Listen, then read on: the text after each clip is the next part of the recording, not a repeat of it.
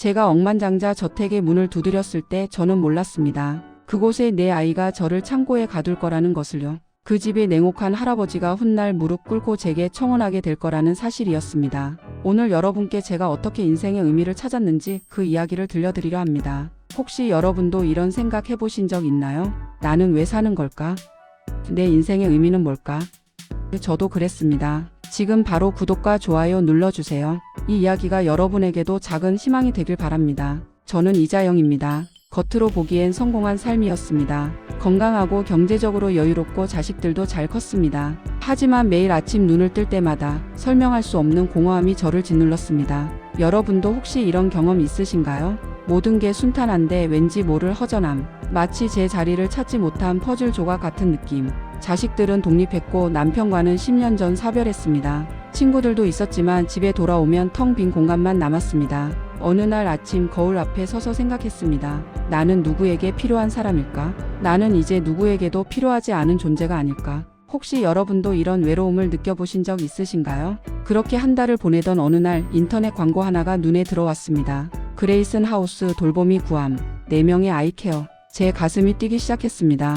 돈이 필요한 것도 아니었는데요. 하지만 직감적으로 알았습니다. 이게 내가 찾던 답일지도 몰라. 누군가에게 진정으로 필요한 존재가 되고 싶었습니다. 저는 떨리는 손으로 지원서를 작성했고 며칠 후 합격 통보를 받았습니다. 그때만 해도 몰랐습니다. 제가 얼마나 힘든 여정을 시작하게 될지, 그리고 얼마나 아름다운 기적을 만나게 될지. 첫 출근 날, 거대한 철문이 열리고 웅장한 저택이 제 앞에 펼쳐졌습니다. 하지만 아름다운 외관과 달리 집 안에는 묘한 냉기가 감돌고 있었습니다. 거실에는 4명의 아이가 앉아 있었습니다. 경계심 가득한 눈빛. 그 순간 느꼈습니다. 이 아이들은 화난 게 아니구나. 무서운 거구나. 또다시 버려질까봐. 상처받은 사람은 먼저 상처를 주잖아요. 그리고 고풍스러운 안락 의자에 한 어르신이 앉아 계셨습니다. 김영철 할아버지 78세. 새로운 일꾼이군요.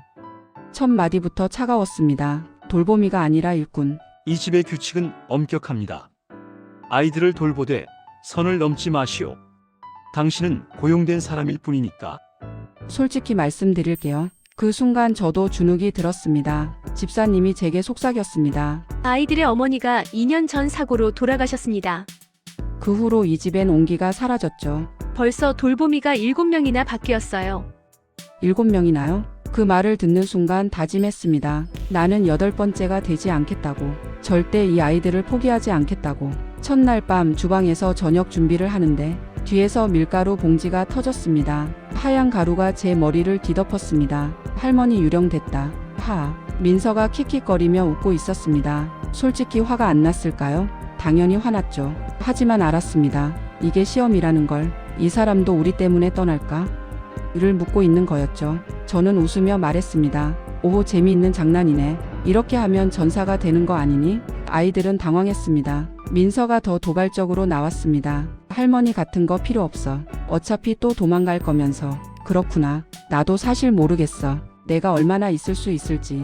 하지만 있는 동안만큼은 절대 도망가지 않을 거야. 약속해. 여러분, 상처받은 사람에게 필요한 건 완벽한 말이 아니라 진심이에요. 이틀째, 사흘째, 장난은 계속되었습니다. 방문을 접착제로 막고 신발을 숨기고 제 옷에 물을 뿌렸습니다. 하지만 저는 화내지 않았습니다. 모든 걸 놀이로 만들었죠. 할아버지는 제 모습을 보며 미간을 찌푸리셨습니다. 저 여자 너무 유약해.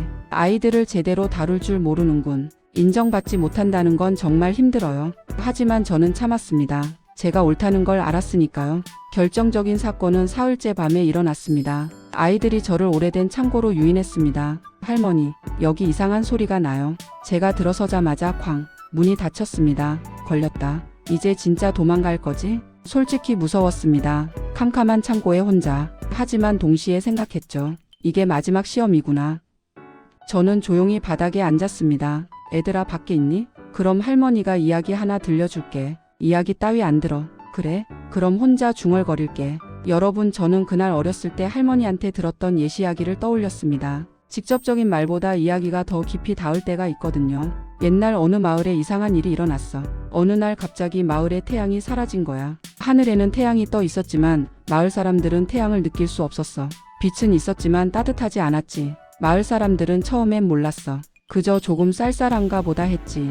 하지만 시간이 지날수록 이상한 일들이 일어나기 시작했어. 사람들은 웃음을 잃어갔어. 서로에게 말을 걸지 않았고 함께 밥을 먹지 않았지. 같은 마을에 살지만 모두가 각자의 동굴에 숨어 지냈어. 마을의 어른들이 말했어. 태양이 사라진 건 우리가 뭔가 잘못해서야. 재물을 바치자. 그래서 마을 최고의 금은 보화를 하늘에 바쳤어. 하지만 태양은 돌아오지 않았어. 더 큰 재물이 필요해. 이번엔 마을 최고의 음식을 바쳤어. 하지만 여전히 태양은 돌아오지 않았어. 사람들은 절망했어. 우리 마을은 끝났어.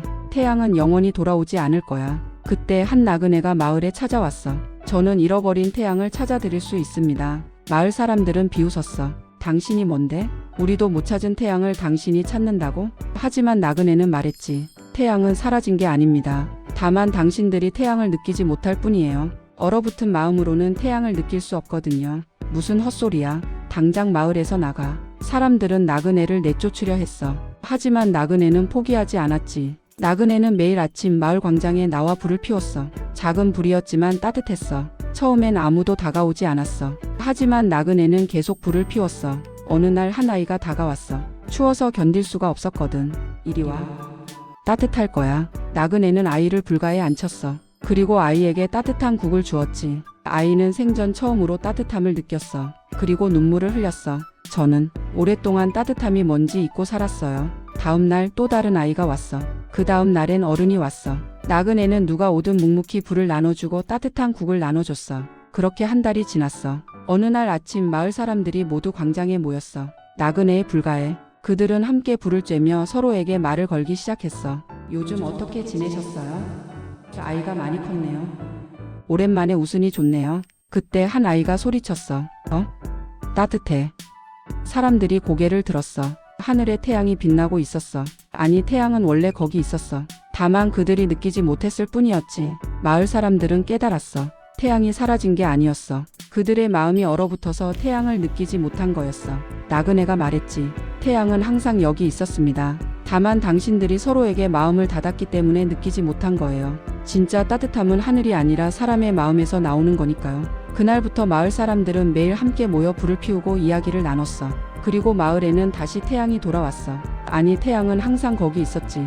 다만 이제야 느낄 수 있게 된 거야. 나그네는 조용히 마을을 떠났어. 하지만 그가 남긴 따뜻함은 영원히 마을에 남았지.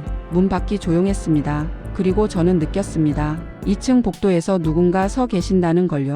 할아버지였습니다. 잠시 후 끽 문이 열렸습니다. 소피가 눈물 가득한 눈으로 서 있었습니다. 미안해요. 준호, 민서, 현준도 고개를 푹 숙이고 있었습니다. 그 순간 저는 울컥했습니다. 이 아이들이 드디어 마음을 연 거니까요. 사람의 마음을 여는 열쇠는 강한 말이 아니라 따뜻한 진심이에요. 저희가 할머니를 시험했어요.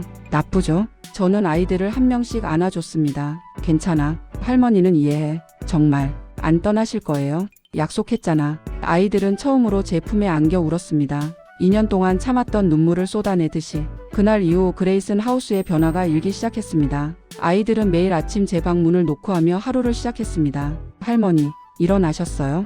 여러분, 누군가에게 할머니라고 불리는 게 이렇게 행복한 일인 줄 몰랐어요. 제 친손주도 아닌데 이상하게도 더 사랑스러웠습니다. 저는 아이들과 함께 요리했고 그림을 그렸고 숙제를 도왔습니다. 할머니, 쿠키 만들었어요. 할아버지한테도 드려요. 좋아. 아이들은 쿠키를 들고 할아버지의 서재로 향했습니다. 증조 할아버지, 저희가 만들었어요. 할아버지는 쿠키를 한 입 베어 물었습니다. 맛있구나. 그날 저는 느꼈습니다. 아, 이 할아버지도 외로우셨구나. 그저 표현할 줄 몰랐던 거구나. 하지만 할아버지는 여전히 저에게 냉랭했습니다. 저녁 식사 때 제가 아이들과 함께 식탁에 앉으려 하자. 일꾼은 부엌에서 식사하는 게 규칙이요. 솔직히 그 말이 아팠습니다. 하루 종일 온 마음을 다했는데 여전히 저는 일꾼이었으니까요. 하지만 화나지 않았어요. 할아버지가 제 쿠키를 다 드신 걸 봤거든요. 몇 주가 지났습니다. 준호는 저에게 고민을 털어놓기 시작했습니다. 할머니, 저 자꾸 화가 나요. 그건 내가 마음속에 슬픔을 너무 많이 담아둬서 그래. 슬픔이 가득 차면 작은 일에도 화가 나게 돼. 준호는 처음으로 제 품에 안겨 울었습니다. 엄마가 보고 싶어요. 그 순간 제 가슴도 아팠습니다. 이 아이가 2년 동안 얼마나 힘들었을까. 겨우 14살의 동생들을 지켜야 한다는 부담감. 혹시 여러분도 누군가를 잃어본 경험 있으시죠? 그 아픔 저는 압니다. 민서는 저와 함께 요리하며 엄마 이야기를 했습니다. 엄마도 저한테 요리 가르쳐 주셨대요. 그럼 엄마가 하늘에서 자랑스러워 하시겠네. 현주는 그림을, 소피는 책 읽기를 좋아했습니다. 저는 아이들의 재능을 하나씩 발견해 갔습니다. 그리고 할아버지, 그분도 조금씩 변하고 계셨습니다. 한 달이 지난 어느 일요일 오후, 아이들은 거실에서 놀고 있었습니다. 현준과 준우가 오래된 병풍을 밀고 당기며 장난치고 있었죠. 야, 조심해. 괜찮아. 그때 병풍이 균형을 잃고 쓰러지기 시작했습니다. 그 바로 아래에는 인형놀이를 하던 소피가 있었습니다. 소피, 모든 게 슬로우 모션처럼 느껴졌습니다. 저는 생각할 겨를도 없이 몸을 날렸습니다. 소피를 밀쳐내고 제가 병풍을 받아냈습니다. 쾅! 그 순간 저는 아무것도 생각하지 않았습니다. 그저 이 아이를 지켜야 한다는 본능뿐이었어요. 할머니, 아이들의 비명소리. 준우와 현준이 급히 병풍을 들어 올렸습니다. 저는 바닥에 쓰러져 있었고 왼팔은 이상한 각도로 꺾여 있었습니다. 할머니, 할머니. 소피가 울며 달려들었습니다. 저는 고통스러웠지만 미소 지으며 말했습니다. 소피, 괜찮아? 할머니가 다쳤어요. 저 때문에? 아니야. 소피가 무사해서. 다행이야. 그리고 저는 의식을 잃었습니다. 병원. 제 팔은 골절되어 수술을 받았습니다. 대기실에는 아이들과 회장님 그리고 할아버지가 계셨다고 합니다. 아이들은 모두 울고 있었다고 합니다. 저희 잘못이에요. 할아버지는 말없이 복도 창문 앞에 서 계셨다고 합니다. 나중에 집사님이 말씀해 주셨습니다. 할아버지의 눈가가 붉게 물들어 있었다고요. 제가 깨어났을 때 제일 먼저 본 사람은 할아버지였습니다. 할아버지는 침대 옆에 앉으셨습니다. 잠시 침묵이 흘렀습니다. 미안하오. 예? 내가 당신을 잘못 대했소. 고용인으로만 봤어. 하지만 당신은 우리 가족의 은인이오. 그 순간 저는 깨달았습니다. 할아버지도 저를 인정하고 계셨구나. 다만 표현할 줄 몰랐던 거구나. 당신은 자신의 몸을 던졌소. 한치의 망설임도 없이. 그건 돈으로 할 수 있는 일이 아니오. 할아버지의 목소리가 떨렸습니다. 당신은 우리 가족에게 온기를 돌려줬어. 2년 동안 사라졌던 웃음을, 따뜻함을. 이제부터는 당신을 가족으로 대하겠소. 감사합니다. 할아버지는 처음으로 미소 지으셨습니다. 따뜻하고 진심이 담긴 미소였습니다. 퇴원 후 저는 더 이상 돌보미가 아니었습니다. 아이들은 제 방을 새롭게 꾸며놨고 처음으로 상석에 앉게 되었습니다. 여러분, 인정받는다는 게 이렇게 감사한 일인 줄 몰랐습니다. 할아버지도 변하셨습니다. 이제 저와 함께 정원을 산책하시며 이야기를 나누셨습니다. 당신은 참 특별한 사람이오. 나는 평생 체면을 중시하며 살았소. 하지만 당신을 보면서 깨달았소. 진정으로 중요한 건 체면이 아니라 진심이라는 걸.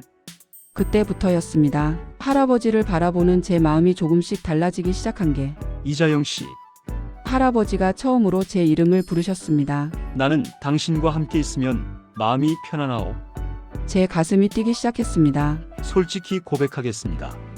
저는 그때 두려웠어요. 이 나이에 무슨 사랑이냐고, 사람들이 뭐라 하겠냐고. 혹시 여러분도 나이 때문에 새로운 시작을 망설여본 적 있으신가요? 하지만 민서가 제게 말했습니다. 할머니, 사랑의 나이가 어디 있어요? 그 말에 저는 깨달았습니다. 제가 스스로를 가두고 있었다는 것을요. 어느 날 저녁 할아버지가 저를 정원으로 부르셨습니다. 달빛이 저희를 비추고 있었습니다. 잠시 침묵이 흘렀습니다. 이자영 씨, 나는 평생 많은 사람을 만났소. 하지만 당신 같은 사람은 처음이요. 당신은 진심으로 다른 사람을 사랑할 줄 아는 사람이요. 조건 없이, 대가 없이. 할아버지의 목소리가 떨렸습니다. 나는 당신 때문에 변했소. 얼어붙었던 내 마음이 녹기 시작했어. 그리고 할아버지는 천천히 무릎을 꿇으셨습니다. 할아버지, 무릎을. 저는 놀라서 일어나려 했지만 할아버지가 제 손을 잡으셨습니다. 그 순간 저는 믿을 수가 없었습니다. 이자영 씨, 나는 당신을 사랑하오. 이 나이에, 이 황혼의 순간에 당신을 진심으로 사랑하오. 이 나이에 사랑을 이야기한다는 게 우스꽝스러울 수도 있어. 세상 사람들은 비웃을지도 모르오. 하지만 나는 더 이상 세상의 시선이 두렵지 않소. 나와 함께 남은 인생을 보내주시겠소? 내 반려자가 되어주시겠소? 여러분, 그 순간 제 머릿속에는 수많은 생각이 스쳐갔습니다. 나이가, 세상의 시선이, 두려움이. 하지만 그때 멀리서 아이들의 목소리가 들려왔습니다. 할머니, 할머니 사랑해요. 창문에서 아이들이 손을 흔들고 있었습니다. 할머니도 사랑받을 자격 있어요. 아이들의 응원에 제 마지막 두려움이 사라졌습니다. 저는 할아버지를 바라보며 말했습니다. 저도. 할아버지의 얼굴에 환한 미소가 번졌습니다. 정말이요? 네, 저도 처음에는 두려웠어요. 이 나이에 무슨 사랑이냐고. 하지만 사랑의 나이가 어디 있나요? 그날 저는 배웠습니다. 할아버지는 일어나서 저를 꼭 안아주셨습니다. 창문 너머에서 아이들은 환호했고 회장님은 흐뭇하게 미소 지으셨습니다. 다음 날 온 집안이 들썩였습니다. 할아버지가 할머니한테 청혼했대. 우리 결혼식 들러리 하자. 회장님이 말씀하셨습니다. 정식으로 결혼식을 올리시죠. 세상에 당당히 알리시는 겁니다. 이 나이에 결혼식까지는 아니에요. 할머니도 예쁜 웨딩드레스 입으셔야 해요. 소피가 소리쳤습니다. 할아버지가 제 손을 잡으셨습니다. 이자영 씨, 나는 당신과 정식으로 백년 가약을 맺고 싶소. 세상에 당당히 알리고 싶소. 당신이 내 사랑하는 반려자라는 것을. 저는 고개를 끄덕였습니다. 네, 함께 행복해요. 여러분, 저는 그날 결심했습니다. 더 이상 세상의 시선을 두려워하지 않기로요. 한 달 후, 그레이슨 하우스의 정원은 하얀 꽃으로 가득했습니다. 하객들이 자리에 앉았습니다. 솔직히 말씀드릴게요. 제 나이 또래 친구들은 처음엔 놀랐습니다. 이 나이에 결혼을? 하지만 제 행복한 모습을 보고는 모두 축복해 주셨어요. 음악이 흐르고 저는 웨딩드레스를 입고 입장했습니다. 아이들이 들러리로 저를 에스코트했습니다. 할머니 정말 예쁘세요. 소피가 속삭였습니다. 제단 앞에 선 할아버지와 눈이 마주쳤습니다. 할아버지는 턱시도를 입고 서 계셨고 그분의 눈엔 사랑과 행복이 가득했습니다. 목사님이 말씀하셨습니다. 사랑에는 나이가 없습니다. 오늘 우리는 두 분의 아름다운 황혼의 사랑을 축복하기 위해 모였습니다. 신랑 김영철 씨, 신부 이자영 씨를 평생 사랑하고 존중하겠습니까? 서약합니다. 할아버지의 목소리는 확신에 차 있었습니다. 신부 이자영 씨, 신랑 김영철 씨를 평생 사랑하고 존중하겠습니까? 서약합니다. 제 목소리도 떨리지 않았습니다. 할아버지가 제 손에 반지를 끼워 주셨습니다. 당신은 내 인생의 마지막 선물이요. 그리고 가장 큰 축복이요. 저도 할아버지의 손에 반지를 끼워 드렸습니다. 할아버지도 제 인생의 기적이에요. 제 존재의 의미를 완성시켜 주신 분. 신랑은 신부에게 입맞춤해도 좋습니다. 여러분, 그 순간 저는 정말 행복했습니다. 하객들이 박수를 쳤습니다. 아이들은 환호했고 회장님은 눈물을 닦으셨습니다. 그 순간 그레이슨 하우스는 완전한 가족이 되었습니다. 그레이슨 하우스는 완전히 변해 있었습니다. 매일 아침 웃음소리로 하루가 시작됩니다. 할아버지와 저는 함께 산책하며 하루를 시작합니다.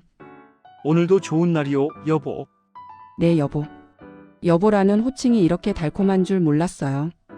여러분도 혹시 사랑하는 사람이 있다면 오늘 꼭 사랑한다고 말해주세요. 나이는 중요하지 않아요. 아이들은 완전히 달라져 있었습니다. 준호는 반장이 되었고 친구들도 많아졌습니다. 민서는 요리대회에 나갔고 현주는 미술대회에서 상을 받았습니다. 소피는 더 이상 울지 않습니다. 항상 웃고 있습니다. 할머니 사랑해요. 할머니도 소피 사랑해. 어느 일요일 오후 온 가족이 거실에 모여 있었습니다. 제가 아이들에게 책을 읽어주고 할아버지는 그 모습을 흐뭇하게 바라보고 계셨습니다. 회장님은 이 장면을 사진에 담으셨습니다. 창밖으로 햇살이 비쳐 들어왔습니다. 그 순간 저는 깨달았습니다. 제가 창고에서 들려줬던 이야기가 현실이 되었다는 것을요. 그레이슨 하우스는 더 이상 차갑지 않았습니다. 온기로 가득했습니다. 진짜 온기로. 사랑으로. 그날 밤 저는 일기를 썼습니다. 오늘로 그레이슨 하우스에 온 지 1년이 되었다. 1년 전 나는 공허한 영혼이었다. 순탄한 삶 속에서 존재의 의미를 찾지 못하고 방황했다. 하지만 이곳에 와서 나는 깨달았다. 존재의 의미는 거창한 데 있지 않다는 것을. 누군가에게 필요한 사람이 되는 것. 누군가를 진심으로 사랑하고 사랑받는 것. 그것만으로도 인생은 충분히 의미 있다. 그리고 예상치 못한 사랑까지 찾았다. 인생은 결코 끝나지 않는다. 새로운 시작은 언제든 가능하다. 나이는 숫자에 불과하다. 중요한 건 얼마나 진심으로 살아가느냐는 것이다. 공허함 속에서 의미를 찾아 나선 한 여인의 이야기. 얼어붙은 가족이 다시 온기를 되찾은 이야기. 그리고 황혼의 나이에도 진정한 사랑을 찾을 수 있다는 희망의 이야기. 여러분, 제가 이 이야기를 들려드린 이유는 단 하나입니다. 혹시 지금 여러분도 공허함을 느끼고 계신가요? 혹시 나이 때문에 새로운 시작을 망설이고 계신가요? 혹시 나는 누구에게도 필요하지 않다고 생각하고 계신가요? 저도 그랬습니다. 모든 게 순탄했지만 의미를 찾지 못했습니다. 하지만 용기를 냈습니다. 그리고 모든 게 바뀌었습니다. 첫째, 존재의 의미는 누군가에게 필요한 사람이 되는 데 있습니다. 돈도 명예도 성공도 우리를 채워주지 못합니다. 하지만 누군가를 진심으로 돌보고 사랑하고 그 사람에게 필요한 존재가 될 때 우리는 비로소 우리 인생의 의미를 찾게 됩니다. 둘째, 사랑에는 나이가 없습니다. 세상은 황혼의 사랑을 비웃을지 모릅니다. 하지만 진심은 나이를 초월합니다. 60대든 70대든 80대든 사랑할 권리가 있고 행복할 권리가 있습니다. 셋째, 진정한 온기는 물질이 아니라 마음에서 나옵니다. 그레이슨 하우스는 거대한 저택이었고 돈도 많았습니다. 하지만 그것만으로는 행복할 수 없었습니다. 진짜 온기는 서로를 사랑하는 마음에서 나옵니다. 넷째, 인생은 언제든 다시 시작할 수 있습니다. 나이는 결코 우리를 제한할 수 없습니다. 중요한 건 용기입니다. 여러분도 할 수 있습니다. 존재의 의미는 언제든 찾을 수 있습니다. 사랑은 언제든 시작할 수 있습니다. 인생은 언제든 다시 시작할 수 있습니다. 필요한 건 오직 한 가지. 용기입니다. 저는 창고에 갇혔을 때 잃어버린 태양을 찾는 마을 이야기를 했습니다. 그 이야기의 교훈을 기억하시나요? 태양은 사라진 게 아니었습니다. 다만 사람들의 마음이 얼어붙어서 느끼지 못한 것뿐이었죠. 여러분의 인생도 마찬가지입니다. 행복은 이미 여러분 곁에 있습니다. 다만 마음이 닫혀 있어서 느끼지 못할 뿐입니다. 오늘부터 마음을 열어보세요. 누군가에게 진심을 나눠보세요. 나이는 핑계가 될 수 없습니다. 여러분도 자신만의 그레이슨 하우스를 찾을 수 있습니다. 여러분의 존재가 누군가에게 온기가 되고 누군가의 존재가 여러분에게 온기가 되기를. 마지막으로 한 가지만 더 말씀드릴게요. 제가 그레이슨 하우스를 찾은 건 우연이 아니었습니다. 제가 용기를 낸 결과였습니다. 여러분도 용기를 내보세요. 오늘 영상이 여러분에게 작은 희망이 되었기를 바랍니다. 구독과 좋아요로 더 많은 분들과 이 이야기를 나눠주세요. 그리고 댓글로 여러분의 생각을 들려주세요. 여러분도 혹시 새로운 시작을 꿈꾸고 계신가요? 여러분의 이야기가 궁금합니다.